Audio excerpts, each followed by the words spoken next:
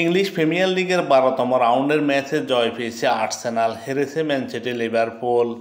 চলতি মৌসুমে ব্যর্থতা যেন ঘিরে রেখেছে লিভারপুলকে। আন্তর্জাতিক বিরতির আগে সর্বশেষ ম্যান সিটির কাছে ৩-০ গোলে হেরেছিল লিভারপুল।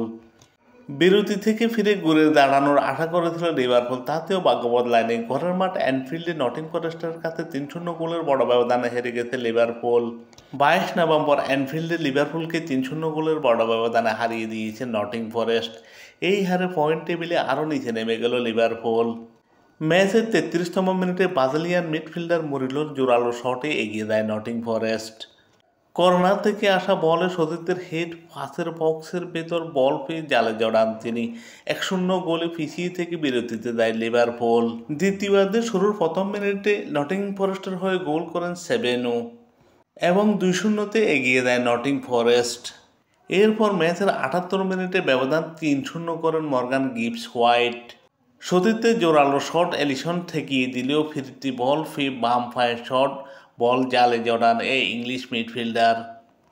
এতে ম্যাচে ফেরার সুযোগ হাতছাড়া হয়ে যায় লিভারপুলের। ঘরের মাঠে বল দখলে লিভারপুল আধিপত্য দেখালেও আক্রমণে ছিল ব্যর্থ। ২০টি শট নিয়েও গোলের দেখা পায়নি লিভারপুল, বরং একের পর এক সুযোগ হাতছাড়া করে। বিপরীতে নটিং ফরেস্টের ১৩ শটে ৩বার বল জালে জড়ায়। লিগের শেষ ৭ ম্যাচে এটি লিভারপুলের ষষ্ঠ হার। পয়েন্ট টেবিলে ১০-এর বাইরে চলে গেল তারা।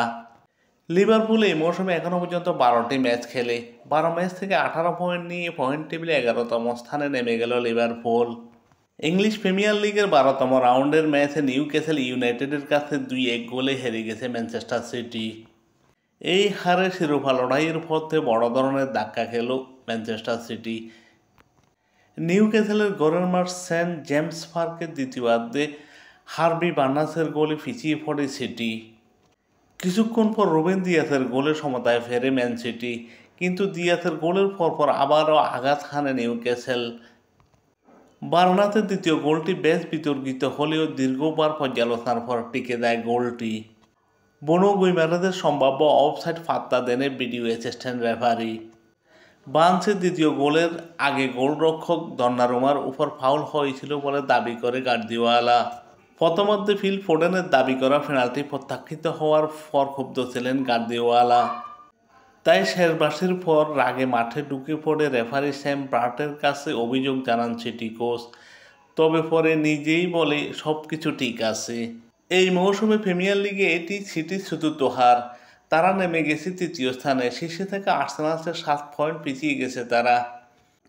এই মৌসুমে ম্যান সিটি ১২ ম্যাচ খেলে ২২ পয়েন্ট নিয়ে পয়েন্ট টেবিলে তৃতীয় স্থানে। অপর আরেক ম্যাচে ইংলিশ প্রিমিয়ার লিগের লন্ডন ডার্বিতে আর্সেনালের মুখোমুখি হয়েছিল টটেনহাম।